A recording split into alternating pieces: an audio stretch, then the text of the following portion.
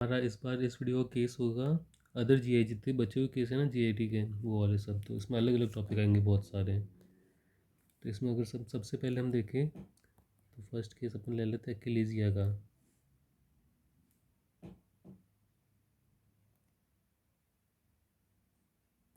इसमें क्या होता है कि जो ईसोफेगस होता है ना, ये जैसे कि अपना स्टमक है, तो ईसोफेगस होता है इधर। ये लोअर स्फिंक्टर जो होता है, लोअर ओपनिंग ईसोफेगस की, ये बंद हो जाती है। ठीक है, एक्लेजिया के अंदर। तो है ना, ये ईसोफेगस में जो दिक्कत हुई, एक और केस अपनाया था ईसोफेगस वाला, उसमें क्या था, डायवर्टिकल आ गया था। तो जिस भी केस में ईसोफेगस की दिक्कत होती है तो उसके अंदर जो पेन होता है वो सब एक्सटर्नल होता है। ठीक है, स्टर्नम के पीछे, क्योंकि ये है ना थोरेक्स में आ जाता है ईसोफेगस। तो इस सब एक्सटर्नल डायवर्टिकुलाइटिस में या डायवर्टिकुलम में भी है ना सब एक्सटर्नल था, और केलीजिया में भी सब एक्सटर्नल होगा। ठीक है, इससे हमें पता चलेगा कि ईसोफेगस का केस है। और उसके बाद में इसके अंदर है ना डायवर्टिकुलम में भी हमें डिस्फेजिया दिखा था, अकेलेजिया में भी हमें डिस्फेजिया दिखेगा। डिस्फेजिया मतलब खाने में दिक्कत, क्योंकि तो ऑब्स्ट्रक्शन आ जा रहा है तो हम खाना नीचे नहीं जाएगा। अब अकेलेजिया में क्या होता है कि अगर हम खाने के साथ में गर्म पानी लिया या हमने चाय ली, कुछ भी गर्म चीज़ ली, तो खाना उतर जाएगा नीचे, स्टमक में चला जाएगा। ठीक है, कि खाना इधर इकट्ठा हो जाता था, और गर्म पानी लेंगे तो वो है ना इसे खाने को घोल देगा और लिक्विड बना देगा और नीचे ला देगा अकेलेजिया में, अगर अकेलेजिया फुल नहीं है तो, कंप्लीट है ना ऑब्स्ट्रक्शन नहीं है तो।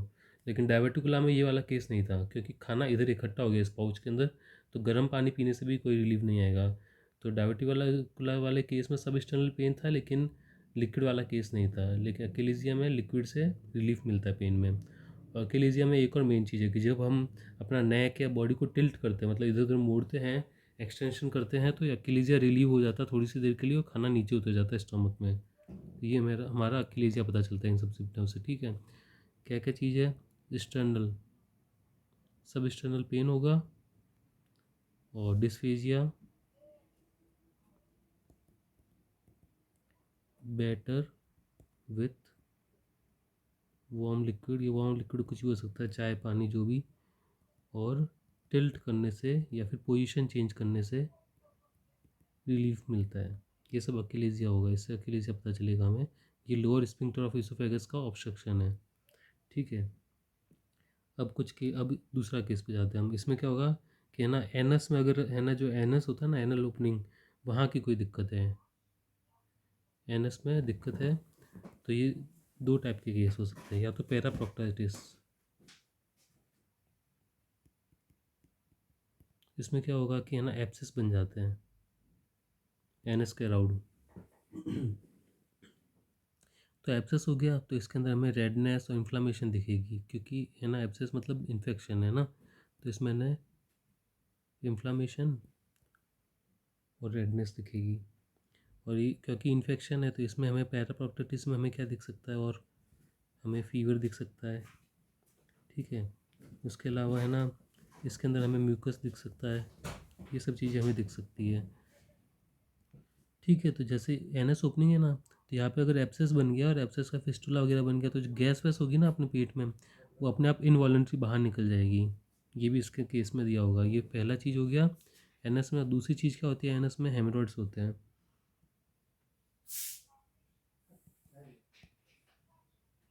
हेमरॉइड्स में क्या होगा कि है ना, ये जैसे कि एनस है, तो इसके इधर इधर से ऐसे ऐसे हेमरॉइड्स बाहर निकल जाते हैं। तो जब अपन है ना फीसिस निकालते डिफिकेशन करते हैं, तो ये है ना जो हेमरॉइड से दब जाएंगे, तो इनसे इनका ब्लीडिंग भी हो सकता है और पेन भी होगा। तो इसके अंदर ब्लीडिंग और पेन होगा। और इनके केस में लगभग दिया हुआ होता है कि है ना, ये एब्सेस लिखा होगा पेराबैक्टीरियटिस वाले में, इसमें हेमरॉइड्स दिया होगा। और इनके केस में ऐसे लिखा हो, जैसे एनएस ओपनिंग है ना, तो इस एनएस को अपन क्लॉक के जैसे देखते हैं कि 12 बजे, 3 बजे, 6 बजे और 9 बजे। तो है ना किस जगह पे है, एनएस के किस एरिया में है ना, जैसे कि हेमरॉइड या फिर एब्सेस अगर इस जगह पर है तो इसके बोलेंगे 1 o'clock, 1 o'clock हेमरॉइड है। इस जगह पे है तो हम बोलेंगे 5 o'clock, इस जगह पे तो 6 o'clock। इस टाइप से है ना क्लॉक के हिसाब से हमें है ना हेमरॉइड, और हेमरॉइड हो गया या फिर एब्सेस हो गया या फिशर हो गया, जो भी एनएस पे होता है उसको हम ऐसे क्लॉक के हिसाब से डिफाइन करते हैं। तो ये दो केस हो गए एनएस के। उसके बाद में है थर्ड चीज़ है डंपिंग सिंड्रोम। डंपिंग सिंड्रोम में क्या होता है कि अपने जो स्टमक की जो ओपनिंग होती है ना, अगर हम वहाँ पे कोई भी सर्जरी करते हैं, ठीक है, जैसे कि अपना स्टमक है, तो यहाँ की जो ओपनिंग है ना, अगर हमने यहाँ पे कोई भी सर्जरी करी, ये पार्ट काट दिया, ये जो ओपनिंग है ये है ना स्टमक में है ना खाना रखने काम आता है। खाना जब है ना डाइजेस्ट हो जाता है, आधा लिक्विड फॉर्म में हो जाता है, उसका में डुओडेनम में जाना चालू होता है। लेकिन अगर ये ओपनिंग हमने निकाल दिया सर्जरी करके, तो खाना बिना डाइजेस्ट करे ये डुओडेनम में चला जाएगा। तो बिना डाइजेस्ट करने से चला जाएगा, उससे क्या दिक्कत होगी, उससे ये है कि है ना, पहली बात तो इसके अंदर ना दो टाइप की दिक्कत होती है इसमें। पहला जो होता है अर्ली फेज़ में, वो होता है 10 to 30 मिनट के अंदर होता है, ठीक है। तो डंपिंग सिंड्रोम में हमने पायलोरिक स्फिंक्टर, मतलब जो स्टमक का ओपनिंग है वो उसे हमने रिमूव कर दिया किसी सर्जरी में। तो इसमें दो टाइप से है ना इस डिजीज़ प्रेजेंट करती है, अर्ली फेज़ और लेट फेज़। अर्ली फेज़ कब होता है, 10 to 30 मिनट्स को अर्ली फेज़ बोलते हैं, और 1 to 3 आवर्स को हम लेट फेज़ बोलते हैं। अर्ली फेज़ में क्या हुआ कि जो है ना, जो खाना था वो सीधे के सीधे इंटेस्टाइन में चला गया, स्टमक में रहा नहीं ज़्यादा देर तक, तो इसलिए इसको डंपिंग बोलते हैं कि सीधे स्टमक ने इंटेस्टाइन के अंदर डंप कर दिया खाना। इसमें क्या होता है कि फ्लूइड जो है ना, क्योंकि है ना पूरा खाना चला गया, खाना क्या होता है सॉलिड होता है, तो इंटेस्टाइन है अपना, उसके अंदर सॉलिड फूड आ गया, ठीक है। तो यहाँ की है ना ये है ना ऑस्मोलिटी बढ़ गई है। तो कहीं भी ऑस्मोलिटी बढ़ती है ना, ऑस्मोलिटी बढ़ने का मतलब लिक्विड कम हो गया, सॉलिड ज़्यादा हो गया है। तो ज़्यादा लिक्विड अपने वेसल्स में होता है, तो वेसल्स का जो लिक्विड है वो इसके अंदर आ जाएगा, ब्लड वेसल का लिक्विड इसके अंदर आ जाएगा, ठीक है, ये होगा। तो इस लिक्विड का ब्लड वेसल के अंदर से इंटेस्टाइन के अंदर लिक्विड आ गया, इससे हमें क्या दिक्कत होगी कि ब्लोटिंग फीलिंग होगी, जो पेशेंट को ब्लोटिंग फील होगी, और क्रैम्प्स आएंगे पेट के अंदर, और नोज़िया वॉमिटिंग और डायरिया, क्योंकि फुल लगेगा, पेट फुल लगेगा, तो नोज़िया वॉमिटिंग और डायरिया हो सकता है, क्योंकि लिक्विड इंटेस्टाइन में बढ़ गया तो डायरिया हो गया। और इससे हमें क्या दिक्कत होगी, इससे क्या दिक्कत होगी, वेसल्स के अंदर से इंटेस्टाइन में लिक्विड चला गया, तो वेसल्स के अंदर लिक्विड कम हो गया। वेसल्स के अंदर लिक्विड कम होने का मतलब क्या हुआ, हाइपोटेंशन हो गया, ब्लड प्रेशर कम हो गया। ब्लड प्रेशर जब भी कम होता है तो हार्ट रेट बढ़ती है, ठीक है, हार्ट रेट बढ़ी, हार्ट रेट बढ़ी, ठीक है। और ब्लड प्रेशर कम होने से क्या होता है कि है ना अपने ब्रेन के अंदर है ना कम ब्लड गया है, उससे में क्या होता है, डिजीनेस फील होती है, लाइट हेडेडनेस फील होती है, हमें चक्कर वगैरह आते हैं, फेंटिंग वगैरह हो जाती है, ठीक है। ये हो गया, ये सब सिम्टम किस चीज़ का है कि ब्लड वेसल के अंदर है ना लिक्विड है ना कम हो गया, और इंटेस्टाइन के अंदर लिक्विड ज़्यादा हो गया, ये इनके सिम्टम है। अब लेट फेज़ में क्या हुआ, लेट फेज़ में ये हुआ कि है ना जो शुगर था ना जल्दी से है ना चला गया, मतलब जो भी कार्बोहाइड्रेट थे जल्दी से इंटेस्टाइन में चले गए, उसकी वजह से क्या हुआ, शुगर बढ़ गया, अचानक से शुगर बढ़ गया। तो शुगर को कम करने के लिए जो इंसुलिन था वो और ज़्यादा बढ़ गया, शुगर इतना बढ़ गया, ठीक है, तो इंसुलिन इतना बढ़ गया उस शुगर को कम करने के लिए, क्योंकि अचानक से ये चीज़ हुई है। तो इंसुलिन ज़्यादा बढ़ने की वजह से अब जो शुगर होगा वो बहुत कम हो जाएगा, क्योंकि इंसुलिन बहुत ज़्यादा होगा तो शुगर बहुत कम हो जाएगा। तो अब जो सिम्टम आएंगे हम उसे हाइपोग्लाइसेमिया कहेंगे, मतलब बहुत कम शुगर कहेंगे। तो बहुत कम शुगर के क्या सिम्टम होते हैं, ये होते हैं वीकनेस, स्वेट, कन्फ्यूज़न और ट्रेमर्स, ये हो जाएगा, क्योंकि शुगर हाइपोग्लाइसेमिया होगा इसलिए। अब कुछ एक्स्ट्रा सिम्टम, मेन तो यही था, अब कुछ एक्स्ट्रा है उसमें, क्या जीआई हार्मोन्स जो होंगे ना वो इंक्रीज़ हो जाएंगे, ये अर्ली और लेट दोनों में दिखते हैं। इस ये और है ना ये सब कुछ जो भी है ना डंपिंग सिंड्रोम, वो कब होता है, अगर है ना शुगर की दिक्कत वाला, ये जो लेट फेज़ है मेनली शुगर की वजह से हो रहा है, और अर्ली फेज़ भी शुगर में होगा, क्योंकि शुगर में है ना ज़्यादा ऑस्मोलिटी होती है तो ज़्यादा लिक्विड खींचेगा, तो शुगर की वजह से हो रहा है। और शुगर क्या होता है, कार्बोहाइड्रेट से आता है शुगर। तो इस डिज़ीज़ को हम कम करने के लिए हम पेशेंट को बोलेंगे कि आप कम कार्बोहाइड्रेट खाओ, ज़्यादा प्रोटीन खाओ, ठीक है। तो इसके ट्रीटमेंट के लिए हम क्या डाइट देंगे, छोटा छोटा डाइट देंगे, ताकि है ना इंटेस्टाइन में कम कम जाए फूड, और छोटे उस जो डाइट दे रहे हैं उसमें भी कार्बोहाइड्रेट कम देंगे और प्रोटीन ज़्यादा देंगे, और जो उसे फ्लूइड कम देंगे, क्योंकि है ना इंटेस्टाइन में वैसे भी फ्लूइड बढ़ गया है उस वेसल्स के आने के, वेसल्स से फ्लूइड आने की वजह से, इसलिए है ना उसे हम लिक्विड फूड कम देंगे। और खाने के कुछ बोलेंगे कि घंटे भर बाद कम से कम लिक्विड पियो, उससे पहले मत पियो। और मेडिकेशन में क्या देंगे, मेडिकेशन में है ना जीआईटी की मोटिलिटी कम कर सकते हैं, ताकि फूड ज़्यादा देर तक जीआईटी में रहे, वरना डायरिया में निकल जाएगा, क्योंकि लिक्विड ज़्यादा है फूड के अंदर। तो उसे लिक्विड मोटिलिटी कम करने के लिए हम देंगे मेडिकेशन, और इंसुलिन को कम करने के लिए देंगे हम, क्योंकि ज़्यादा इंसुलिन की वजह से हाइपोग्लाइसीमिया हो जा रहा है, तो एक अकार्बोस और ऑक्ट्यूटाइड देंगे हम। उसके अलावा हम इसे है ना ट्यूब फीडिंग बाईपास है ना देंगे अपर जीआईटी, क्योंकि है ना ट्यूब फीडिंग देंगे, उसमें हम क्या करेंगे कि अपर जीआईटी जो होता है ना स्टमक के बाद में, ये जो ट्यूब होगी ना वो ट्यूब स्टमक के बाद में हम इंसर्ट करेंगे, उससे क्या होगा कि स्टमक हमने हटा दिया, स्टमक से कोई दिक्कत नहीं है हमें, तो सीधे फीड करेंगे, छोटा छोटा फीड करेंगे, और जितना फीड करना हमें उतना फीड करेंगे, तो ये ट्यूब फीडिंग देंगे इस पेशेंट को। और करेक्टिव सर्जरी जो हमने पहले सर्जरी की थी, जिस वजह से सारी दिक्कतें हुई है, वो जो स्टमक का जो था, क्या नाम है, स्टमक की जो ओपनिंग थी उसमें जो दिक्कत हुई है सर्जरी से, उसको करेक्ट करने के लिए हम वापस से सर्जरी करेंगे। करेक्टिव सर्जरी बोलेंगे इसे, क्योंकि करेक्शन कर रहा है पिछली सर्जरी का। ठीक है, ये एक और नया नेक्स्ट केस है, वो है intra abdomen bleeding. Intra abdomen bleeding है ना, कैसे हो सकती है कि मान लो है ना, बहुत से केस है, अपने एक लेके चलते हैं कि अपने किसी पेशेंट को कोई दिक्कत हुई, मान लो अपेंडिक्स की दिक्कत हुई है, अपन ने अपेंडिक्स को है ना सूचर लगाया और सूचर खुल गया, ऐसा कुछ भी हो गया और उसे ब्लीडिंग हो गई, तो इन ना ये है ना जो पोस्ट ऑपरेटिव ब्लीडिंग कहेंगे, अगर ऑपरेशन के बाद हुई है तो, कि ऑपरेशन की वजह से, ऑपरेशन के कॉम्प्लिकेशन में ये हुई है ब्लीडिंग। ठीक है, तो ब्लीडिंग में हमें क्या क्या दिखता है कि पेल दिखेगा, है ना, पेशेंट पेल दिखेगा, ब्लीडिंग हो रही है इसलिए। ब्लीडिंग होती है तो ब्लड प्रेशर कम हो जाएगा, वीकनेस होगी पेशेंट को, डिज़ी फील करेगा क्योंकि है ना ब्रेन में कम जा रहा है ब्लड, और क्योंकि ब्लीडिंग इंट्रा एब्डोमेन हो रही है तो इसे पेरिटोनाइटिस होगा, और ब्लीडिंग की वजह से आरबीसी कम हो जाएगा और हीमोग्लोबिन कम हो जाएगा। ठीक है, ये सब हमें इंट्रा एब्डोमेन ब्लीडिंग में दिखेगा। और नेक्स्ट केस आ गया हमारा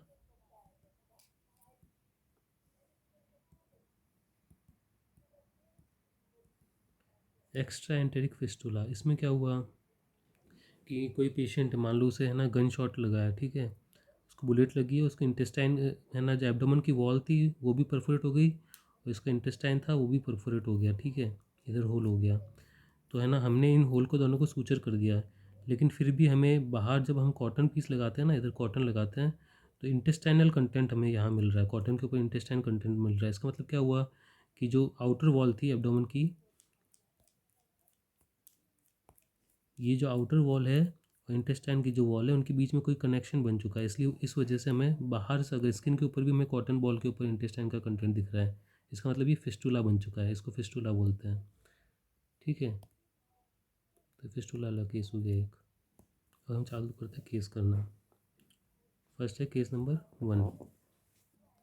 ठीक, केस नंबर 1, ये केस है डिस्फेजिया का। ठीक है, खाने में इसे दिक्कत हो रही है, पेन बिहाइंड द स्टर्नम, मतलब कुछ तो थोरेक्स में दिक्कत है, तो हम इसोफेगस सोच के चल रहे कि इसोफेगस में शायद हो सकता है। और अनडाइजेस्टेड पीस ऑफ सॉलिंग में दिक्कत है। और हाँ, जो स्टर्नम का जो है ना पेन है, सब स्टर्नम वो खाने के बाद हो रहा है, इसका मतलब जीआईटी का कोई है, और जीआईटी का एक ही पार्ट होता है जो स्टर्नम के थोरेक्स के अंदर होता है, वो होता है ईसोफेगस। ठीक है, तो ये ईसोफेगस की दिक्कत है, इतना अपन को पता चल गया। अब डाइजेस्टेड पीस ऑफ फूड, अपन को वॉमिटिंग में आ रहा है, इसका मतलब है ना स्टमक तक नहीं गया है खाना, या फिर डाइजेशन नहीं हुआ, इंटेस्टाइन तक नहीं गया है, ऊपर ऊपर कहीं का खाना है ये। और निशा आफ्टर, मतलब कि है ना जो फूड है ना, इसका मतलब फूड है। ठीक है, ये जो भी ट्रांसलेशन में आया निश्चय, इसका मतलब फूड है। Food is better after drinking it with warm water, मतलब अगर गर्म लिक्विड के साथ में हम उसे ले रहे हैं फूड को, तो फूड उतर जा रहा है, पेट में चला जा रहा है। और हेड टिल्ट और बॉडी टिल्ट की वजह से है ना फूड अपने आप नीचे जा रहा है, वरना डिस्फीजिया हो रहा है। मतलब बॉडी टिल्ट करी तो फूड स्टमक में जाएगा, वार्म वाटर पिया और खाना खाया तो वो स्टमक में जाएगा, वरना नहीं जाएगा। ये सब कुछ है, तो ये हमें पता चल रहा है कि एक्लिजिया केस है।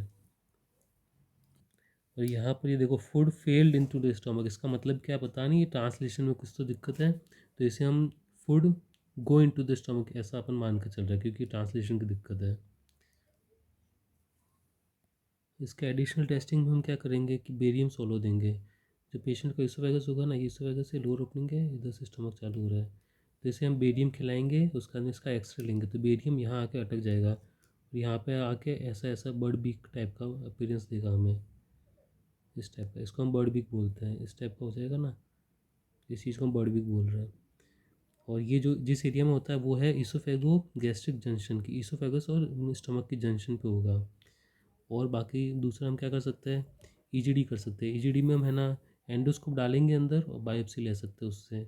इसके अलावा हम मैनोमेट्री कर सकते हैं, मैनोमेट्री मतलब हम मसल्स का कॉन्ट्रेक्शन देखते हैं मैनोमेट्री में, तो इसमें हम इसोफेगस का पेरिस्टाल्सिस देख सकते हैं, क्योंकि पेरिस्टाल्सिस मतलब मसल का, इसका मतलब मसल मूव होती है उसके, वही है।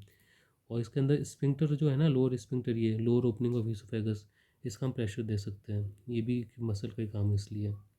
इसके अलावा पैथोजेनेसिस क्या है इसका, कि इनहिबिटरी न्यूरॉन होते हैं ना जो रिलैक्स करते हैं इसोफेगस को, वो यहाँ पर नहीं है, जो कि माइंड ट्रैक प्लेक्सिस में होते हैं। ये नर्व प्लेक्सिस है जीआईटी में। तो ये वाले इसके अंदर जो इनहिबिटरी न्यूरॉन है वो नहीं है, तो वो इसका पैथोजेनेसिस हो गया। डिफरेंशियल डायग्नोसिस में हम क्या डालेंगे, अगर वेब है, इसफेकल वेब, ये है ना ऐसे म्यूकस मेम्ब्रेन है ऐसे आ जाती है जिसकी वजह से है ना ऑब्स्ट्रक्शन हो सकता है। रिंग है तो सर्कुलर ऑब्स्ट्रक्शन हो सकता है, और स्ट्रक्चर है तो कोई भी स्ट्रक्चर अपने वही पढ़ा है जो इसका एडेशन भी हो सकता है। स्ट्रक्चर का मतलब जो भी नैरोइंग होगी इसोफेगस की वो स्ट्रक्चर हो गया। तो ये सब डिफरेंशियल में डाल दिए। और कार्डियक कॉज भी हो सकता है, क्योंकि कार्डियक कॉज में अपने एम वगैरह होता है तो उसमें भी सब एक्सटर्नल पेन होता है। ठीक है, अब एक्सरे के अंदर कैसा दिखेगा, बर्ड बिग दिखेगा। ठीक है, बता चुका हूँ क्योंकि नैरोइंग है इस टाइप की। और स्टेज में हम स्टेज 1 to 3, ये है ना अपन माइल्ड मॉडरेट सीवियर भी बोल सकते हैं इसको। और ट्रीटमेंट में हम क्या करेंगे, स्टार्ट हम करेंगे मेडिकेशन से, मतलब कि जो स्पाज्मोलाइटिक ड्रग होते हैं वो देंगे। उसके अलावा हम डाइट मॉडिफिकेशन करेंगे, मतलब लिक्विड फूड देंगे इसको। और इसोफेगस का डायलेशन हम कर सकते हैं। और रिफ्रैक्टरी केस है, मतलब इन सब चीज़ों से सही नहीं हुआ, इन सब प्रीवियस चीज़ों से सही नहीं दिया हुआ, तो उसे बोटुलिनम टॉक्सिन दे सकते हैं, उसका इंजेक्शन दे सकते हैं। और न्यूमेटिक डायलेशन, मतलब एयर के थ्रू डायलेशन कर सकते हैं, और सर्जरी कर सकते हैं। ये 3 ऑप्शन हुए। अब सर्जरी के अंदर हमारे पास भी 3 ऑप्शन है। इसमें हम करते हैं हेलर मायोटोमी। इसमें हम क्या करते हैं कि जो नैरोइंग है ना स्पिंक्टर की, लोअर स्पिंक्टर, तो यहाँ का मसल थोड़ा सा काट देते हैं, तो ये ओपनिंग ऐसे नॉर्मल हो जाती है। ठीक है, इसको अपन बोलते हैं हेलर मायोटोमी। अब हेलर मायोटोमी अपन है ना, अगर अपन एंडोस्कोपी से करें तो उसको हम बोलते हैं पोयम। ठीक है, पोयम से हम हेलर मायोटोमी ही करते हैं इसमें भी। और इसके अलावा एक होता है इसोफेगेक्टोमी। इसमें हम क्या करेंगे, जो है ना इसोफेगस जो कि ख़राब हो गया है उसको निकाल देंगे हम पूरा। ठीक है, तो ये पोएम है ना, इसका अपन निमोनिक बना सकते हैं कि है ना जो बर्ड भी है ना, बर्ड कोई पोएम गाए तो इसलिए पोएम अपन याद रख सकते हैं कि बर्ड पोएम गाती है, तो उस हिसाब से। इस केस में देखो पेन इन द एनस। ठीक है, तो ये अपने 2 केस हो सकते हैं जनरली, कि या तो एब्सेस है जो भी पैराप्रोक्टिटिस बोलेंगे, या फिर इसके अंदर हेमरॉयड है। अपन देखते क्या है, इन्फेक्शन है, मतलब फीवर है, इसका मतलब इन्फेक्शन के चांस, मतलब एब्सेस होने के चांस ज़्यादा है। इसको मलेज वगैरह आ रहा है, थकान वगैरह। 5 साल पहले इसको इन्फ्लामेशन ऑफ द एनस, ठीक है, ये भी एब्सेस बता रहा है। पस है तो मतलब एब्सेस है, मतलब पैराप्रोक्टिस का केस है ये। वो 5 o'clock और 8 o'clock पे है। ये अपन को जगह दे रखी है किस जगह पे है वो एब्सेस, और किस साइज़ के वो दे रखा है इधर। डिफ़िकल्टी रिटेन गैस, जो गैस है वो अपने आप निकल जाती है। ठीक है, म्यूकस इज एक्सक्रीटेड, और म्यूकस है ना रेक्टम से म्यूकस निकल रहा है। तो ये हेमरॉयड नहीं होके और एब्सेस है, इसका रीज़न क्या है, फीवर है, मलेज है, इन्फ्लामेशन है और पस है। तो इससे हमें पता चल रहा है कि पैराप्रोक्टिटिस है, हेमरॉयड्स नहीं है। तो ये वाला केस है, इसमें एब्सेस है, तो इसे हम पैराप्रोक्टिटिस भी बोल सकते हैं, क्योंकि जो एब्सेस है वो है ना एनस के करीब करीब है। करीब करीब के लिए अपन पैरा यूज़ करते हैं, पैराप्रोक्टिटिस। तो अब इसके क्लासिफिकेशन क्या करेंगे, लोकेशन के बेस पे करेंगे। इंट्रा स्पिंक्टरिक स्पिंक्टर के अंदर है तो इश्योरेक्टल, सुप्रालेवेटर ये मसल के ऊपर है तो, और सब म्यूकोसल। जैसे अब इसमें प्रोड्रोमल पीरियड में क्या होता है कि जो मेन मेन जो डिजीज़ है उससे पहले जो पीरियड होता है उसको प्रोड्रोमल पीरियड बोलते हैं। तो इसके अंदर जो भी होगा वो मतलब जनरली ये इन एब्सेस से पहले हमें क्या दिखता है, पेन, स्वेलिंग, टेंडरनेस, ये सब कुछ दिखता है। तो ये सब कुछ हम लिख सकते हैं। What method of additional examination, और एडिशनल एग्ज़ाम में हम क्या करेंगे, अल्ट्रासाउंड कर सकते हैं, जिसमें हम एब्सेस का लोकेशन, उसका साइज़, उस एब्सेस के अंदर कोई ट्रैक तो नहीं है वो देख सकते हैं। जैसे कि मान लो ये है ना अपना एनस और रेक्टम में, यहाँ पे एब्सेस है तो इसकी ओपनिंग भी हो सकती है। ठीक है, इस टाइप से ट्रैक्ट बोलते हैं इसको, जिसके थ्रू है ना म्यूकस वगैरह बाहर आएगा, गैस वगैरह बाहर आएगी, तो उसके लिए हम अल्ट्रासाउंड कर सकते हैं। और एब्सेस है तो एब्सेस का हम ड्रेनेज करते हैं, अगर है ना डीप एब्सेस है उसका ड्रेनेज करेंगे। और एनेमा हम कर सकते हैं और क्लीनिंग हम कर सकते हैं। ठीक है, और इस पेशेंट के लिए ट्रीटमेंट क्या होगा, ये एब्सेस है तो इसके अंदर सिर्फ एंटीबायोटिक से नहीं चलेगा, इसके अंदर हमको इंसिजन और ड्रेनेज करना पड़ेगा, उसके बाद में एंटीबायोटिक देना पड़ेगा, दोनों चीज़ होनी चाहिए साथ में। और ये 2 टाइप के होते हैं, एक्यूट और क्रॉनिक। एक्यूट में जनरली एब्सेस होगा, क्रॉनिक में उसके अंदर फिस्टुला भी बन जाएगा। फिस्टुला बोले तो साइड का जो ट्रैक्ट है ये वाला ट्रैक्ट बन जाएगा। और प्रिवेंशन के लिए हम क्या करेंगे, हाइजीन होना ज़रूरी है। हाइजीन होगा तो इन्फेक्शन नहीं होगा। और है ना अर्ली ट्रीटमेंट है ना, इन्फेक्शन को रोकने के लिए, एब्सेस को रोकने के लिए अर्ली ट्रीटमेंट जितना जल्दी हो सके उतना जल्दी करने का। और पेशेंट को है ना कोई स्ट्रेनिंग, अगर है ना फीसिस नहीं आ रही है तो उस स्ट्रेनिंग को रोकना चाहिए, और कॉन्स्टिपेशन को रोकना चाहिए, क्योंकि अगर पेशेंट स्ट्रेन करेगा तो है ना एब्सेस और बढ़ेगा। और ये अब केस नंबर 4 नेक्स्ट। ठीक है, इसमें हेमरॉइड्स हमें दे रखा है, एनएस में होता है हेमरोइड्स, ये मैं बता चुका हूँ। ब्लीडिंग हो सकती है इसके अंदर अगर स्ट्रेन करेगा पेशेंट तो, और डिफिकेशन में अगर प्रेशर ज़्यादा पड़ेगा फीसिस का इसके ऊपर, हेमरेड के ऊपर, तो ब्लीडिंग हो जाएगी। और जो ब्लीडिंग है, ब्लीडिंग बढ़ चुका है और है ना, ब्लीडिंग हो रही है, तो ब्लीडिंग इसके अंदर बहुत सारी हो गई है, इसलिए इसका है ना पेल हो गया है, स्किन पेल हो गई है, क्योंकि ये एनीमिया है इसको। और एनीमिया होने की वजह से अपना है ना टिनेटस भी दिख सकता है अपन को, मतलब कि टिनेटस मतलब रिंगिंग साउंड ऐसा होगा, अपने कान में अपन को सुनाई देगा। और डिजीनेस, चक्कर वगैरह इसको आएंगे, ये सब होगा, ब्लीडिंग का ये हो गया। और हेमरोइड्स किस जगह पे, ये दिया हुआ अपन को। और ब्लड प्रेशर लो है क्योंकि ब्लीडिंग है इसको। और ब्लडी क्रस्ट, मतलब कि है ना जो ये था, इसका ब्लीडिंग हुई थी तो यहाँ पे क्रस्ट बन गया, तो इसलिए लिखा ब्लडी क्रस्ट। तो इसका साफ साफ दिया हुआ कि हेमरॉयड है और बीपी कम है, पेल है, ये सब मुझको बता रहा है कि ये है ना हेमरॉयड प्लस ब्लीडिंग का केस है ये। तो हेमरॉयड और ब्लीडिंग, ठीक है। ये केस था हमारा हेमरॉयड वाला, केस नंबर, टास्क नंबर 4। इसमें देखो ग्रेड 4 टाइप के होते हैं। जो फर्स्ट टाइप होता है ना, वो जब है ना स्ट्रेन करते हैं, एक्सरसाइज वक्सरसाइज करते हैं, या अपन लैट्रिन करते हैं, फीसिस करते हैं, स्टूल निकालते हैं, तब है ना वो बाहर आ जाता है। प्रोलेप्स का मतलब है ना बाहर आना, और रिड्यूस होने का मतलब अंदर जाना, ठीक है। तो ये है ना, ये फीसिस निकल स्ट्रेनिंग के टाइम पे ही बाहर निकल जाते हैं, प्रोलेप्स हो जाते हैं, और ये अपने आप अंदर चले जाता है, स्पॉन्टेनियस रिड्यूस हो जाता है, ग्रेड 1। और अपन को हाथ से अंदर डालना पड़ता है, तो वो है ना मैनुअल रिड्यूस कर बोलते हैं उसे, कि है ना स्ट्रेनिंग के टाइम बाहर तो आ जाएगा, लेकिन मैन्युअली रिड्यूस है ना, मैन्युअली रिड्यूस हो जाएगा, ये है ग्रेड 2।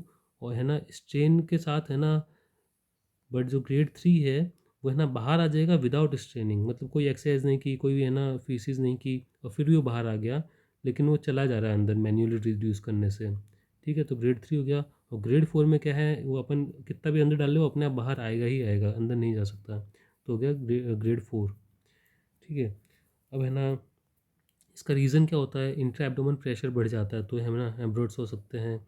और कॉन्स्टिपेशन है तो उसमें भी, कॉन्स्टिपेशन में स्ट्रेन लगाते हैं, प्रेशर बढ़ाते हैं एब्डोमेन का। या फिर कोई वो वेट लिफ्टिंग करते हैं, या फिर कोई भी ऐसा कोई प्रेशर वाला काम करते हैं, फ्रिक्वेंट लिफ्टिंग करते हैं कोई भी, तो उससे हो जाता है। वलसालवा करते हैं तो उससे भी हो सकता है। इन सब ये सब रीज़न रहते हैं इसके, कि एब्डोमेन का प्रेशर बढ़ गया तो हेमरोइड्स हो जाएंगे। और हेमरोइड्स का एक और कारण हो सकता है कि पोर्टल हाइपरटेंशन भी हो सकता है, वो अलग केस होगा। फिलहाल ये स्ट्रेन वाला हेमरोइड है। और इसके अंदर है ना एग्जामिनेशन कैसे कैसे करते हैं, विजुअल इंस्पेक्शन सिर्फ देख के हो गया, ठीक है। और सेकंड है डिजिटल रेक्टल एग्जामिनेशन, इसमें है ना उंगली डाल के अपन देखेंगे। और थर्ड होगा एनोस्कोपी से देखेंगे, इंस्ट्रूमेंट यूज़ करके। और इसको ट्रीट करने के लिए हम क्या क्या कर सकते हैं, फाइबर डाइट देंगे, फाइबर से है ना स्टूल सॉफ्ट आता है फाइबर खाने से, स्टूल सॉफ्टनर देंगे अलग से मेडिकेशन, और सिट्स बाथ देंगे।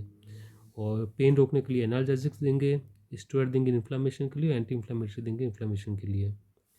और उसके अलावा इस हेमरोइड को हटाने के लिए, काटने के लिए हम रबर बैंड लाइगेशन देंगे। इससे है ना, ये हेमरोइड है तो यहाँ पर रबर बैंड बांध देंगे, तो इससे इसका इस्कीमिया होगा, अपने आप टूट के निकल जाएगा ये हेमरोइड। या फिर हम स्क्लेरोथेरेपी देंगे, इसमें क्या होगा कि है ना इसका स्क्लेरोसिस कर देंगे, इसे है ना जला देंगे ऐसे, तो इसका स्क्लेरोसिस हो जाएगा, उसका हेमरोइड टूट के निकल जाएगा। ये हो गया आउट पेशेंट थेरेपी।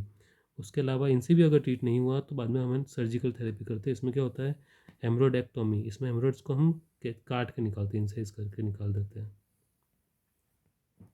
इस वाले केस को 36 केस में डंपिंग सिंड्रोम है, तो ये मैं पूरा एक्सप्लेन कर चुका, ठीक है। इसको देखो है ना, रिसेक्शन हुआ था इसके स्टमक का, स्टमक को अपने कुछ तो ऑपरेशन हमने किया स्टमक के अंदर, तो वो है ना बिलरॉट 2 किया गया है। बिलरॉट अपन कब करते हैं, कोई अल्सर वल्सर होता है तो बिलरॉट ऑपरेशन हम करते हैं। और 50 मिनट बाद वाला मतलब अर्ली सिम्टम है, और उसके बाद में ये लेट सिम्टम है। ये बता चुका क्वेश्चन की स्टार्टिंग में। कार्बोहाइड्रेट खाने से इसका बढ़ जाता है, पॉलीयूरिया आ रहा है क्योंकि ग्लूकोज है ना बढ़ जा रहा है इसका, ठीक है। तो ग्लूकोज बढ़ता है तो यूरिन बढ़ता है, वो वाला सिस्टम है इसका। और जो सिम्टम इसके थे, क्योंकि इंटेस्टाइन में ग्लूकोज, जब पहली बार इंटेस्टाइन में ग्लूकोज बढ़ा, तो उस ग्लूकोज और कार्बोहाइड्रेट ये सब बढ़े, तो है ना वेसल्स के अंदर से लिक्विड आ गया था, तो उससे इंटेस्टाइन में लिक्विड बढ़ा तो पॉलीयूरिया हो गया। लेकिन इंसुलिन बढ़ने के बाद में ग्लूकोज कम हो गया, तो ये जो बाकी के सिम्टम है ये ग्लूकोज कम होने के सिम्टम है, ठीक है। तो इनको कन्फ्यूज़ मत करना, स्टार्टिंग में ग्लूकोज बढ़ गया है, उसका ग्लूकोज कम हो गया, तो सिम्टम अपन को मेन ग्लूकोज कम होने के आ रहे हैं डंपिंग सिंड्रोम में। दो दिक्कत, एक तो इंटेस्टाइन में लिक्विड ज़्यादा होने की दिक्कत, और सेकंड ग्लूकोज कम होने की दिक्कत, ये दो दिक्कत है इसके अंदर। इसका classification early dumping, late dumping, ये बता चुका हूँ ऊपर, कि अर्ली में है ना 10 मिनट से 30 मिनट, या फिर 1 आवर तक, लगभग 1 आवर तक। और लेट में 1 आवर से 3 आवर तक। पैथोजेनेसिस में बता चुका हूँ कि कोई ऑपरेशन किया आपने, जैसे कि बिलवर्थ ऑपरेशन किया तो उसमें हमने गैस्ट्रिक आउटलेट को काट दिया, तो वो है उसको पैथोजेनेसिस, और जल्दी से डंप हो गया वो इंटेस्टाइन में। और उसके अलावा वही कि हाइपोग्लाइसीमिया होगा और इंटेस्टाइन में लिक्विड ज़्यादा हो गया, ये पैथोजेनेसिस। और टेस्ट हम क्या क्या करते हैं, ब्लड ग्लूकोज टेस्ट कर सकते हैं, उसमें हाइपोग्लाइसीमिया दिखेगा हमें। और गैस्ट्रिक एम्पटिंग स्टडी कर सकते हैं, इसमें है ना रैपिड एम्पटिंग ऑफ स्टमक दिखेगा। ठीक है, ट्रीटमेंट में अपन वही स्मॉल डाइट देंगे, फ्रीक्वेंट डाइट देंगे, एंटी डायरियल देंगे क्योंकि डायरिया हो रहा है इसको, और ऑक्सीटर देंगे। और फिर वो एक और मैं बता रखा है, इसके अंदर अपन कार्बोज भी देंगे इंसुलिन कम करने के लिए। उसके अलावा जब हम ऑपरेशन कर रहे हैं ना, तो हमने जैसे गैस्ट्रिक आउटलेट हटाया तो उधर एक बड़ा सा अपन पाउच बना सकते हैं। तो है ना उस पाउच में क्या है, खाना ज़्यादा देर तक इकट्ठा रहेगा, जल्दी से नहीं जाएगा इंटेस्टाइन में। तो ये पाउच बना सकते हैं, प्रिवेंशन भी दे सकता है हमको कि नहीं होगा ये दिक्कत। उसके अलावा जो गैस्ट्रिक का जो रीअटैचमेंट करेंगे डुओडेनम का, कि जो अपने पहले ऑपरेशन में अटैचमेंट किया था उसका वापस से करेक्शन करेंगे, तो इसे हम करेंगे करेक्शन सर्जरी। और प्रिवेंशन के लिए वही वेगस नर्व को हम रहने देंगे, ताकि है ना वो धीरे धीरे पेरिस्टालसिस होगा और है ना वो जो फूड है वो डाइजेस्ट हो जाएगा। और लार्ज गैस्ट्रिक पाउच बनाएंगे, तो उस पाउच में इकट्ठा रहेगा बहुत देर तक, तो डाइजेस्ट हो जाएगा। मेन दिक्कत क्योंकि ये है कि जल्दी से फूड इंटेस्टाइन में चला जा रहा है, तो पाउच में ज़्यादा देर रहेगा तो जल्दी डाइजेस्ट हो जाएगा। ये केस है इंट्रा एब्डोमिनल ब्लीडिंग का। तो इसमें क्या होगा कि है ना एब्डोमेन के अंदर ब्लीडिंग होगी, और ब्लीडिंग कब हुई है, पोस्ट ऑपरेटिव हुई है, क्योंकि हमने ऑपरेशन किया पहले फ्लैगमन वाला अपेंडिक्स था। ठीक है, अपेंडिक्स से इन्फ्लामेशन हो गया था, उसका हमने ऑपरेशन किया, और उस ऑपरेशन के बाद में कॉम्प्लिकेशन हमें मिला ब्लीडिंग का। ब्लीडिंग का हमें कैसे पता चला कि ब्लीडिंग का कॉम्प्लिकेशन है, क्योंकि स्किन स्किन इस पेशेंट की पेल है, मतलब इसको एनीमिया है। इसका ब्लड प्रेशर कम है, मतलब कि इसका एनीमिया है। ठीक है, ब्लड प्रेशर कम हो जाता है उसके अंदर, और मतलब कि हाइपोवॉलीमिया वाला एनीमिया है इसको, हेमरेजिक एनीमिया है। इस वजह से हेमरेजिक एनीमिया में अपना ब्लड प्रेशर कम हो जाता है। इसके अलावा क्योंकि इंट्रा एब्डोमेन ब्लीडिंग है, तो एब्डोमेन के अंदर कुछ ऐसा ब्लीडिंग वगैरह होती है, तो है ना पेरिटोनियम इरिटेशन होता है, तो इसको हम पेरिटोनाइटिस भी लिख सकते हैं इधर,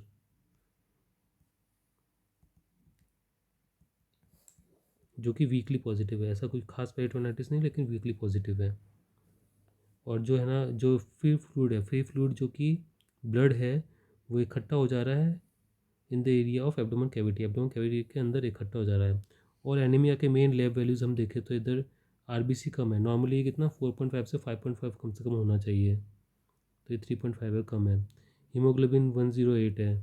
ठीक है, तो हीमोग्लोबिन 120 130, 120 फीमेल और 130 मेल में होना चाहिए, तो 108 है, तो ये कम है हीमोग्लोबिन। तो इससे हमको पता चल रहा है कि ये एनीमिया का केस है।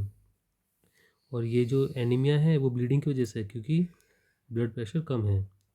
ठीक है, इनसे हमें पता चल रहा है एनीमिया, ब्लड प्रेशर कम है, इससे हम पता चल रहा है ब्लीडिंग।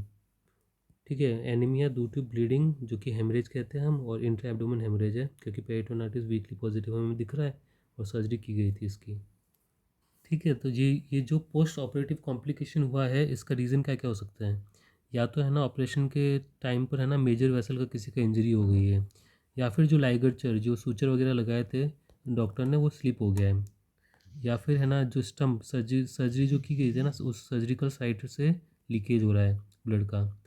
ठीक है, अब इसमें एग्जामिनेशन क्या करेंगे, सीटी स्कैन, अल्ट्रासाउंड करेंगे, किस लिए कि फ्री फ्लूइड जो कि ब्लड है वो किस जगह पर है उसका लोकेशन देखने के लिए, और कितना है वो सब देखने के लिए। इसके अलावा हम कुछ लैब टेस्ट करेंगे, वो हीमेटोक्रिट और हीमोग्लोबिन का टेस्ट करेंगे, वो एनीमिया के लिए। उसके अलावा शॉक देखने के लिए हम वाइटल्स देखेंगे, शॉक क्योंकि बीपी कम हो रहा है ना, इसलिए वाइटल्स का BP, heart rate, respiratory rate, वो सब कुछ देखने के लिए, एसपीओ2। सर्जिकल टैक्टिस, इसमें क्या क्या करेंगे हम, आईवी फ्लूइड्स देंगे, बीपी कम है, ब्लड कम है, हेमरेज हो रहा है तो ब्लड देंगे।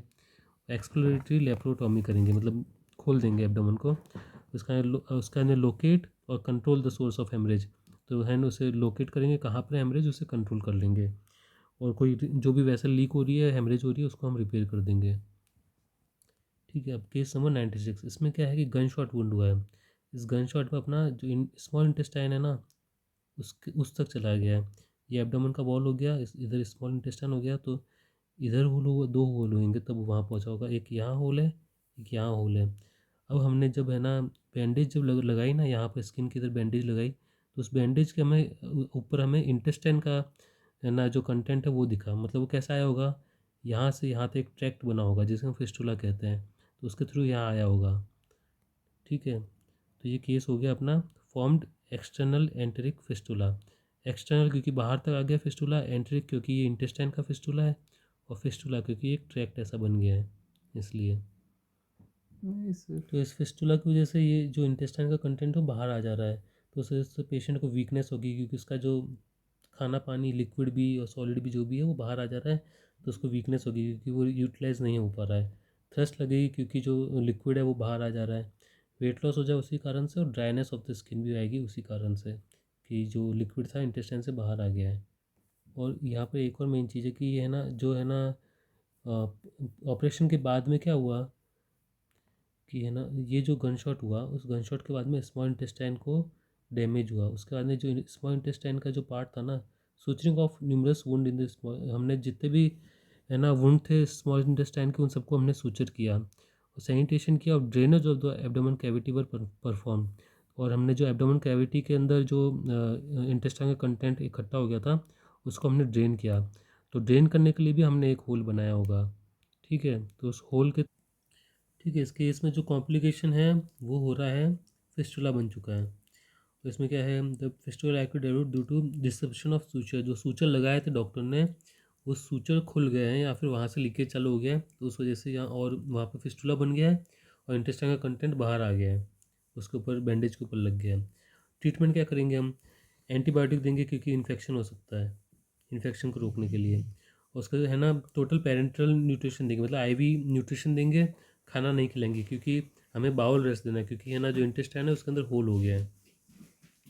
आईवी फ्लूइड्स हम देंगे हाइड्रेशन के लिए भी, कि जो है ना जो फ्लूइड है वो इंटेस्टाइन से बाहर आ जा रहा है तो है ना, तो उसका है ना डिहाइड्रेशन हो रहा होगा पेशेंट को, उसके लिए। और ऑक्ट्यूराइड देंगे, ये भी है ना जीआई की मोटिलिटी को रोकेगा, तो उससे भी है ना मोटिलिटी सिक्रीशन वो सब कुछ जीआईटी का काम रोक देगा, तो उससे जीआईटी को हीलिंग होने का टाइम मिलेगा। इसके अलावा ट्रीटमेंट में हम फिस्टुला का ड्रेनेज करेंगे, फिस्टुला के अंदर स्टेंट या फिर ट्यूब लगा देंगे। ठीक है, और जो भी डिजीज पार्ट ऑफ बाउल है ना, जो भी इंटेस्टाइन ख़राब हो गया उसको हम है ना रिसेक्ट करके काट के निकाल देंगे।